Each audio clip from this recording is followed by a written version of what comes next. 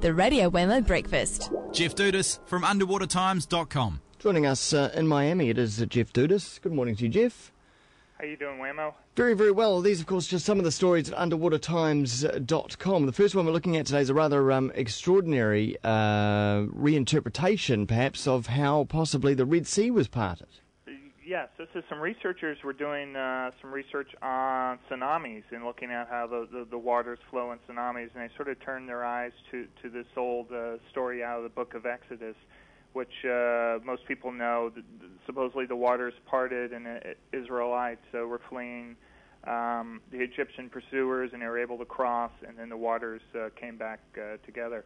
And so they started looking around, and they were running these simulations, and they found this one area which they think was this sort of ancient riverway which went into this delta, and they ran this simulation, and they figured out, with the right wind blowing out of the right direction, it actually would be possible.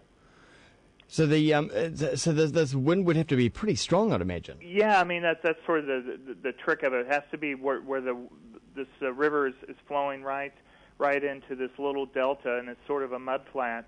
And the story goes, at least from the book of Exodus, there was a strong wind overnight, and so they simulated this strong wind, and they cranked it up basically to 63 miles per hour. And sure enough, if you blow it, the wind blowing out of this one direction for long enough, that with fluid dynamics and such, it will push the water back. And sort of just like the story of Exodus, where you could see waters on both sides, and sure enough, you could cross over to sort of make a land bridge, get to the other side.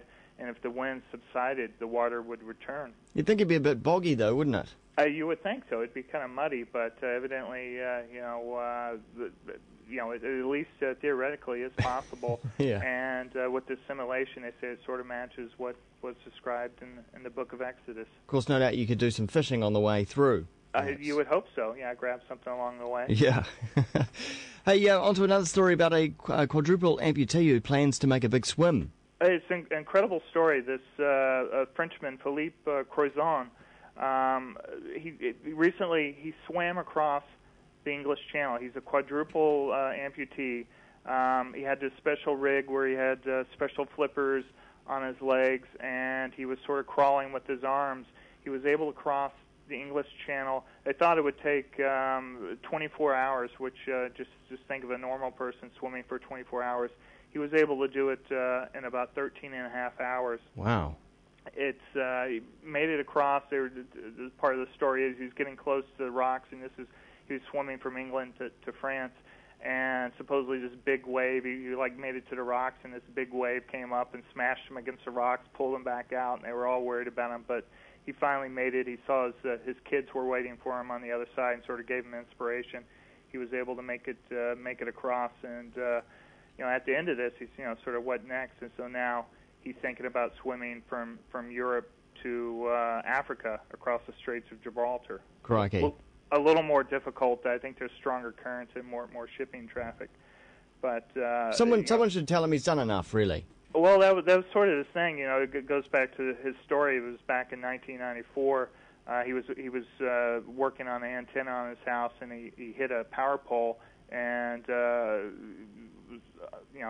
pretty bad situation. They had to amputate all his legs, but he was sitting in the hotel, not in the hotel, in the hospital, watching TV, and he was looking at, there was a story about the English Channel, so that sort of inspired him and said, hey, maybe one day I'll swim that. Yeah. Why not me?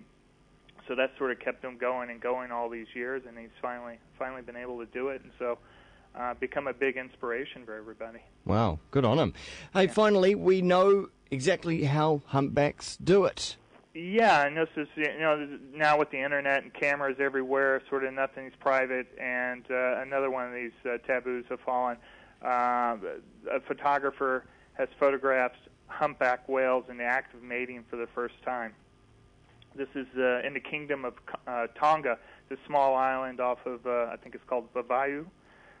He was out, this researcher or photographer was out filming the whales, and I've seen this too. They photographed what they call a heat run, and this is when humpbacks mate. There's like 40 male humpbacks pursue a single female, and they just sort of chase after this female and I guess wear her down. Yeah. And finally, one, she picks one of the one of the male humpbacks, and so that's all been filmed, but that was it. No one had ever seen them mating.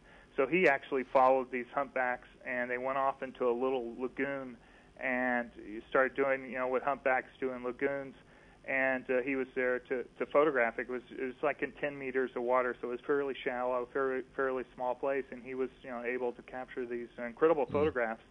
Any surprises?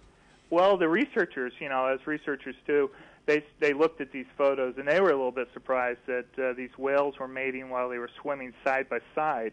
And the researchers always figured that they were mating belly to belly.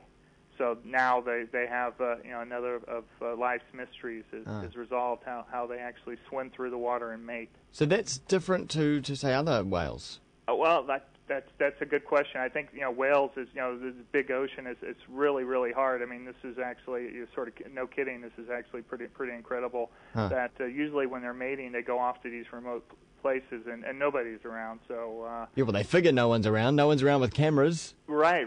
So those, again, these. Another thing, with privacy and such with these whales. But these photographs are actually, you'll probably see these coming in. He's sort of holding back publication because I think he wants to cash in, and probably rightly so. Yeah. But I'm sure in the coming months, people will see these photographs all over the place. No doubt. Also at underwatertimes.com. Thanks very much, Jeff. Thanks for having me. Cheers. That's Jeff Dudas joining us in Miami.